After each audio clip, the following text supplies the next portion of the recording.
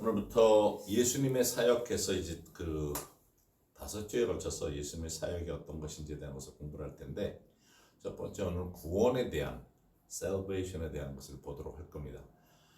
예수님이 설교한 내용 중에 우리가 조금 자세히 보면 할 정도의 그런 내용의 설교가 있습니다. 성경에 보면 예수님이 설교한 중에 아마 가장 짧은 설교일 거예요.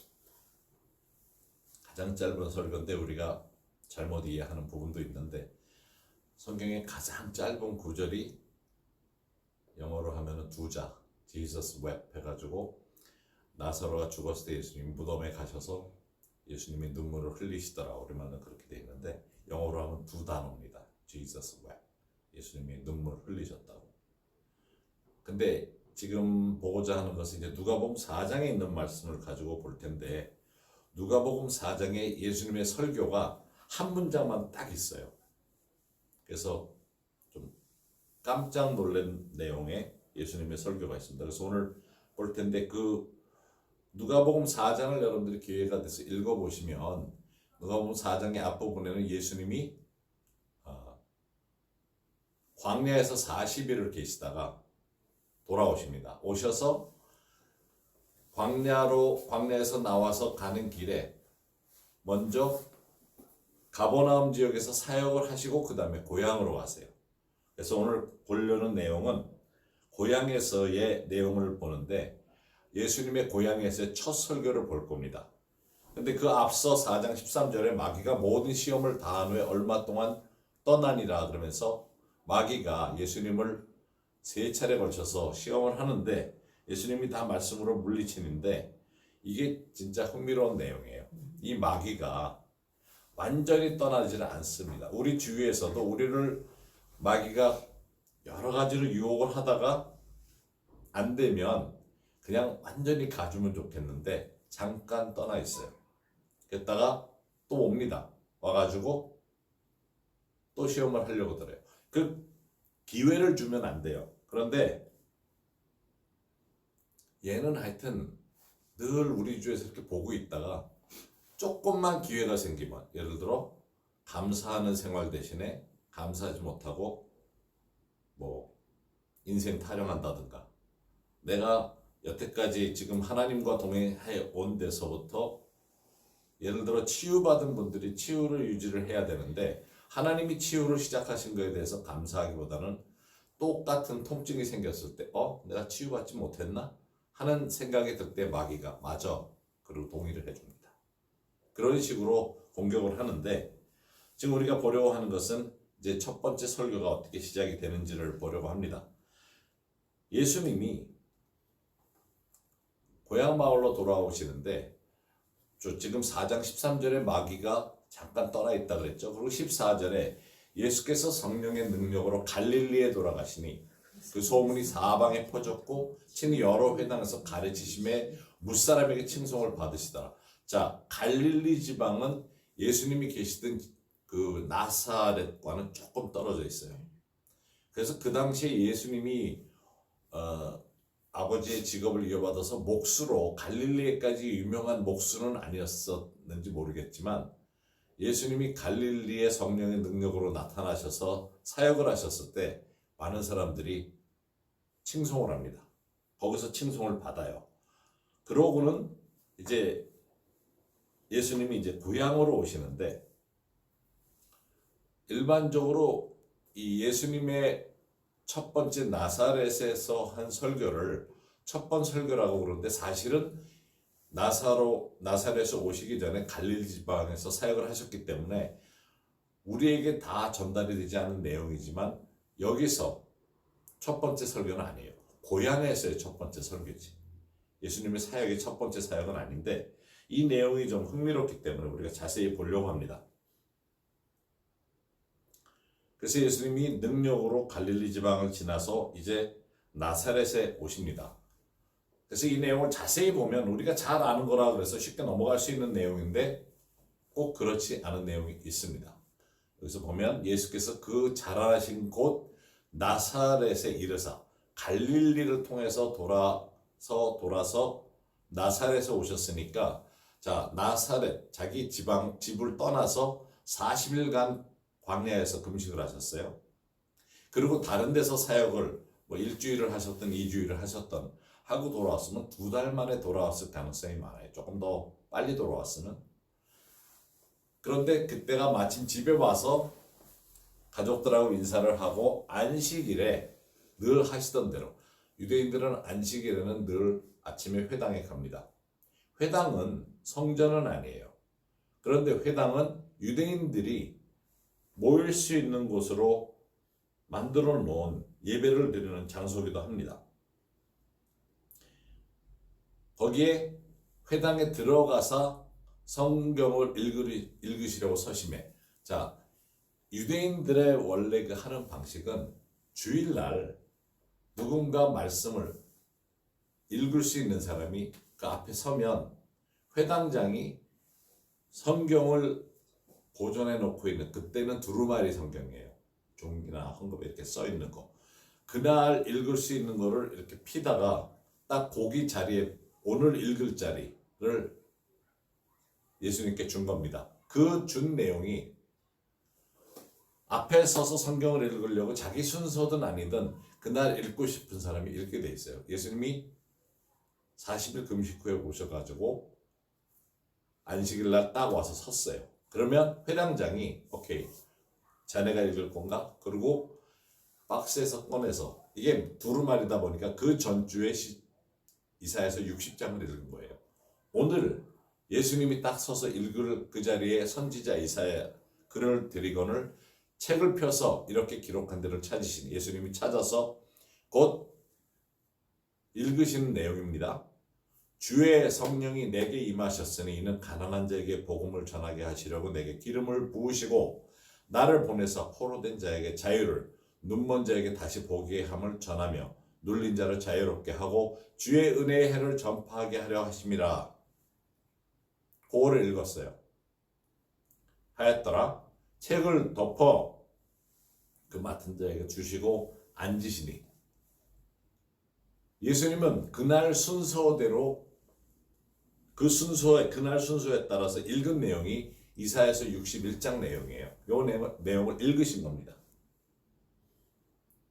그리고 그냥 앉으신 거예요. 그러니까 사실 그날 회당에 다 유대인들의 정기적인 교회 모임이다 보니까 모여들었는데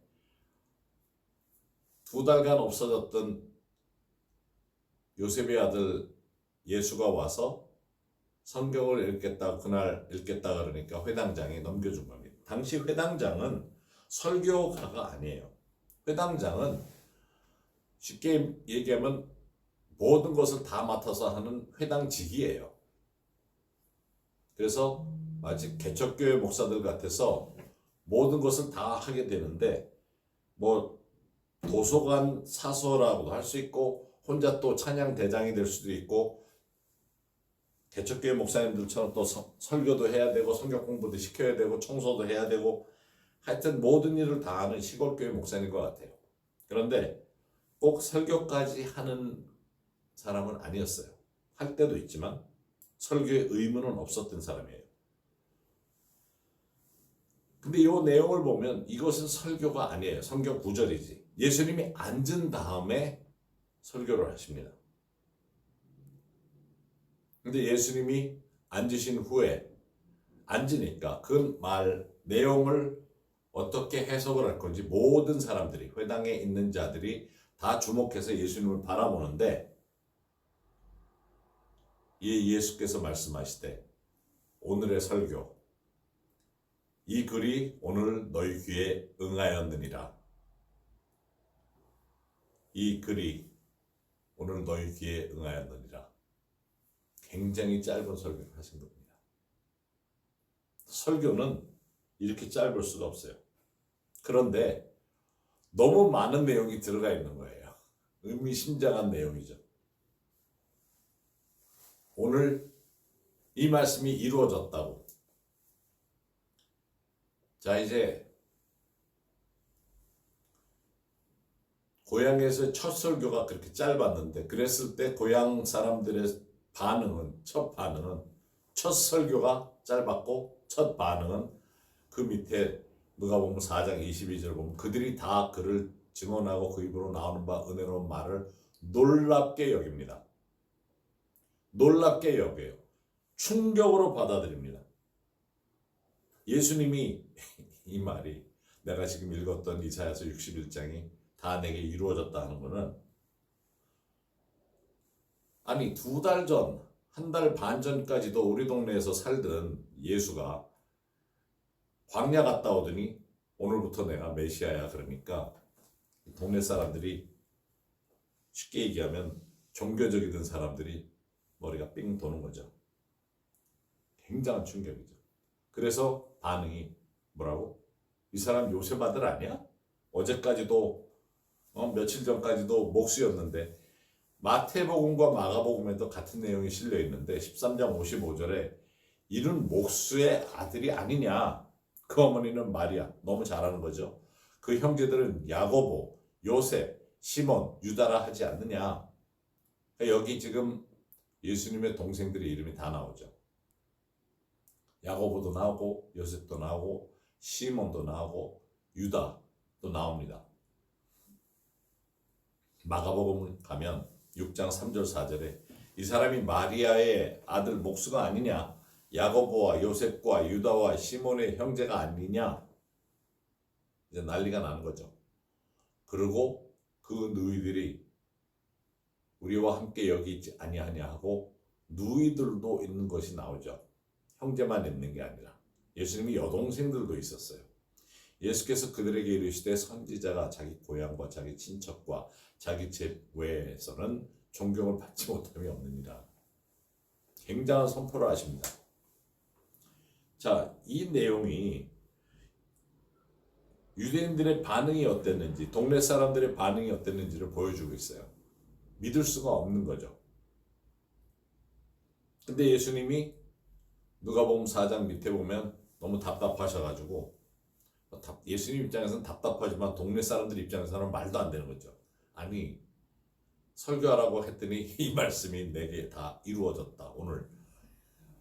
그러니까 그냥 열받을 대로 열받고 반응을 하는데 예수님을 거부하는 거죠. 그랬을 때 예수께서 그들에게 이르시되 한마디 더 추가로 하십니다. 너희가 반드시 의사야 너 자신을 고치라는 속담을 인용하여 내게 말하기를 우리가 들은 바 가버나움에 행한 일을 내 고향 여기서도 행하라 하리라. 자, 예수님이 지금 사방에서 그 가버나움은 약간 북쪽이에요. 나사렛에서 북쪽인데 거기서 여러 가지 일이 있었다. 이적과 기사가 있었다는 걸 들었어요. 그러면서 네가 메시아만 한번 해봐 하는 요구를 하는 거죠. 근데 치유가 없었던 것은 아니에요. 많은 사람이 치유받은 것이 없었던 것뿐이죠. 의심을 했기 때문에 몇 사람은 치유를 받아요. 그래서 제가 이 말씀을 생각을 하다가 예수님이 목수니까 목발을 만들어줘서 이제 아니면 그 크러치를 만들어줘서 다리 다친 사람 삐어가지고 쩔뚝거리는 사람이 앞으로 오라 그래가지고 즉시로 고치지 않았을까. 왜냐면 그 나무는 자기가 만들어줬는데 버리게끔. 그러면서 또 이르시되 내가 진실로 너에게 이르노니 선지자가 고향에서 환영을 받는 자가 없느니라 하는 말씀을 선포하죠. 당시 유대인들은 메시아가 오면 여기 말씀대로 이제 이방인이 아닌 우리만을 구원해 줄 거라는 생각을 가지고 있었어요. 근데 성경 말씀은 그렇게 쓰고 있지 않은 것이 별로 달갑지 않은 것들이었죠. 그러면서 예수님이 지금 고향에서 내가 대우 못 받던 것은 뻔하다 하는 것을 말씀을 하시는데, 그러면서 그 다음 절에 내가 참으로 너희에게 이르노니 엘리야 시대에 하면서 이제 추가적으로 말씀을 하시는데 너무 답답하니까 받아들이지 않으니까. 근데 예수님 입장에서는 그렇지만 또 그 사람들 입장에서도 받아들이기 힘들었을 거예요. 근데 예수님의 말씀이 이 사람들의 마음을 더 흔들어 놓습니다. 내가 참으로 너희에게 이르노니 엘리야 시대에 하늘이 3년 6개월간 닫혀 온 땅에 큰 흉년이 들었을 때 이스라엘에 많은 과부가 있었을 때 엘리야가 그중 한 사람에게도 보내심을 받지 아니하고 오직 시돈 땅에 있는 사렙다의 한 과부에게 뿐이었으며, 자, 이 내용은 왜 자극을 하는가 하면 엘리야가 이방인 과부에게 갔다는 것을 이야기를 하고 있어요. 하나님이 유대인들한테 보내지 않고 이방인, 그리고 또 선지자 엘리사 때에, 이 내용은 너무도 잘 아는 내용인데, 이스라엘에 많은 나병 환자가 있었을 때 그 중에 한 사람도 깨끗함을 얻지 못하고 오직 시리아 사람 나만뿐이었느니라. 나만 장군이, 사실은 이스라엘을 공격하려던 그런 장군이 나병 걸려가지고 있었을 때 엘리사에게 왔는데, 엘리사가 그냥 가는 길에 그저 강에 가서 그냥 몸만 담궈봐라. 그랬을 때 화가 나가지고, 시리아에 더 깨끗한 물이 많은데 이 지저분한 요단강에 가서 내가 왜 들어가서 해야 되냐는데, 아니 뭐 어려운 것도 아닌데 왜 못하냐는 그 노예 말에 한마디에 그냥 꼬꾸라져서 가서 치유를 받죠. 선지자 때에 그런 나병 환자들이 많았어도 오직 이방인만 치유받았다 하는 말을 하니까, 이거는 더 자극을 하는 거예요. 메시아가 오면 우리만 구원해줘야 된다, 장군적인 모습으로 와야 되는데 무슨 목수의 아들이 메시아라고? 이것도 화가 나고, 이웃인데 여태까지 잘하는 거 보았고 형제들이 다 같이 잘하는 거 봤는데 갑자기 메시아라 그러는 것도 화가 나고, 또 거기다 한대는 소리가 너희들만이 아니고 메시아가 온 것은 유대인만을 구원하기 위해서 온 것이 아니다. 그 생각 자체에서 이제 반응이 생기는 거죠. 내가 온 것은 이방인들도 위한 것이다, 열방을 위한 것이다 하는 이야기를 하시는 거죠.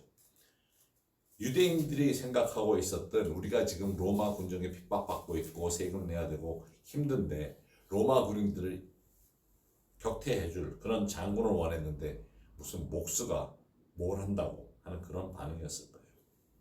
근데 예수님이 이사야 11장 10절 말씀대로 지금 하시는데, 그 날에 이새의 뿌리에서, 이새는 다윗의 아버지입니다, 한 싹이 나서 만민의 기치로 설 것이요 열방이 그에게로 돌아오리니 그가 거한 것이 영화로우리라. 열방이 돌아온다는 예언의 말씀들은 늘 있었어요. 유대인들이 그것을 해석할 때 우리 중심으로만 해석을 했던 것이죠. 예수님은 너희들이 지금 알고 있는 메시아, 이사야서 61장에 있는 메시아가 바로 나다, 그 메시아다 했을 때 충격인데 충격 정도가 아니라 거기다가 추가로 너희들 이래봐야 소용없다, 이방인들을 향한 계획이 있다 하는 것을 계속 말씀을 하시죠. 엘리사를 통해서. 그러니까 우리가 어떤 국적이든 간에 예수님이 메시아로 오신 것은 우리 모두를 향한 것이라는 것이 포함되어 있다는 것이죠. 그럴 때 이제 반응이 더 거친 반응이 나오는데, 4장 28절과 29절에 회당에 있는 자들이 이것을 듣고 다 크게 화가 나서 일어나 동네 밖으로 쫓아내어 그 동네가 건설된 산 낭떠러지까지 끌고 가서 밀쳐 떨어뜨리려고 합니다. 예수님을 끌고 가요. 그래서 몰고 가요, 여러 사람들이. 그래서 그 낭떠러지에서 밀어내려고. 참 설교 후의 반응이 이렇다 그러면 설교하고 싶은 사람들은 아무도 없었을 겁니다. 근데 많은 부흥의 설교가들이 하나님의 음성을 듣고 진짜 아무도 없는 데 가서 설교했을 때 한 사람도 오지 않았다는 그런 경험이 많아요. 치유를 위해서 기도하라 그랬을 때 계속 기도를 했는데 한 명도 낫지 않는, 그러다 어느 순간에 하나님의 역사가 나타나죠. 누가복음 4장 30절에 예수께서 그들 가운데로 그냥 지나가세요. 그 화가 나 있는 그 사람들이 낭떠러지로 밀고 가는데 그냥 어느 순간에 홍해가 갈라지듯이 예수님이 그냥 밀고 가십니다. 예수님 고향에서의 첫 사역은 좀 모든 것이 구원의 사역인 것을 기억해야 됩니다. 메시아로 오셨다는 것. 반응이야 어쨌든 간에 예수님의 메시지는 똑같아요. 그 말씀이 이루어졌다. 복음을 전하기 위해서 내가 왔다. 이사에 대한 그런 내용이 나오는데 마가복음 1장 21절에 보면 아들을 낳으니 이름을 예수라 하라. 이는 그가 자기 백성을 그들의 죄에서 구원할 자이심이라 하니라. 그래서 예수님이 오신 것은 이사야서 말씀에 그대로 이루어지는 결과가 내가 그니라 메시아라 할 때에 구원을 이루는 자라 하는 말씀을 하는데 첫 번째 구원을 대상은 가난한 자를 대상으로 하고 있습니다. 누가복음 4장 18절 앞부분에 보면 주의 성령이 내게 임하셨으니 이는 가난한 자에게 복음을 전하려 하시려.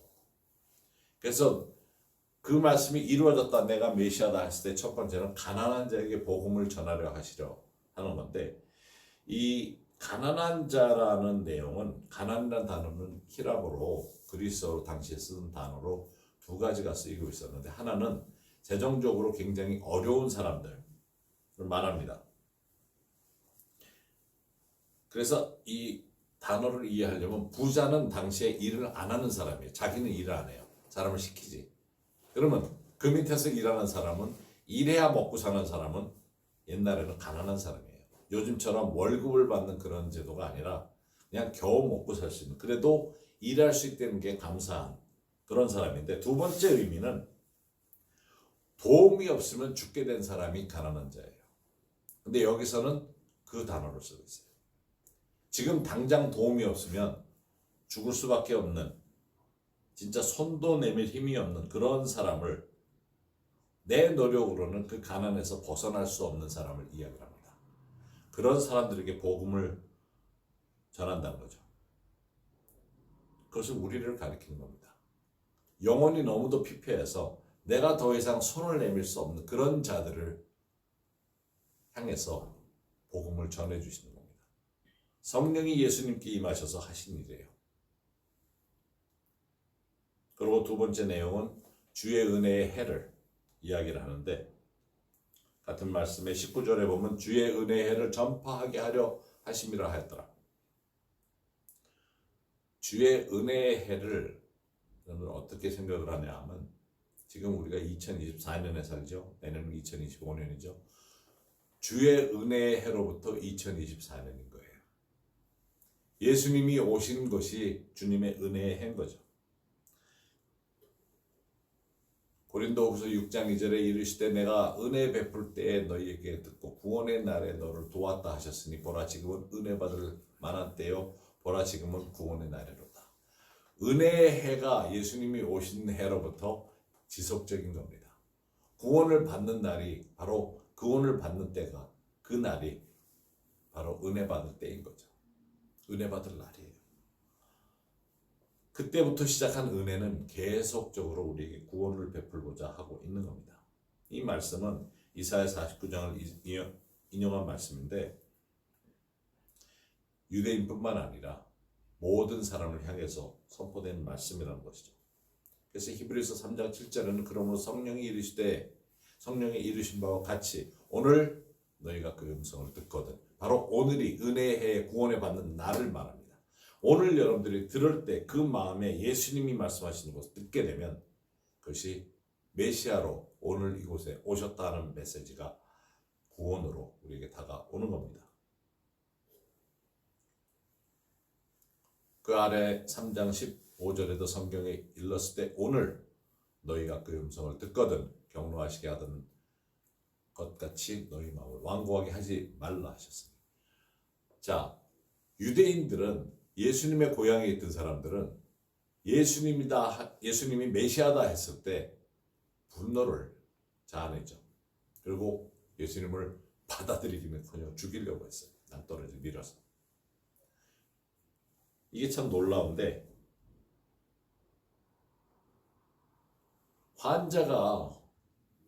암 환자가 의사에게 찾아갔을 때 이제 더 이상 병원에 올 필요 없습니다 하는 말처럼 듣기 좋은 말이 어딨어요. 그것이 구원을 받는 그날로 기억을 할 수 있는 날인 거죠. 예수님을 알게 되면 당신이 여태까지 가졌던 모든 것에서부터 자유합니다. 마치 암이 완전히 다 없어졌습니다. 예수님이 치유를 해줬을 때 완벽하게 낫는 것처럼 그런 날이 된다는 거죠. 그래서 그 날이 예수님을 영접하는 날이 되는 거죠. 예수님을 영접했을 때 그것을 경험을 하게 되는 날인 겁니다. 예수님이 그 일을 행하셨는데 그 당시 교회는 유대인들은 받아들이지 못했는데 하나님의 은혜는 뭔가 하면 지금 이스라엘에서 크리스찬이 제일 많은 동네가 나사렛이에요. 나사렛에 유대인들 못지않게 많은 숫자의 사람들이 살고 있는데 그 사람들은 팔레스타인 사람들이에요. 오리지널 그 땅을 지키고 있었던 팔레스타인 사람들인데 이슬람을 믿지 않고 거기는 유대교를 믿지도 않고 예수님을 믿는 사람들이 가장 많은 지역이에요.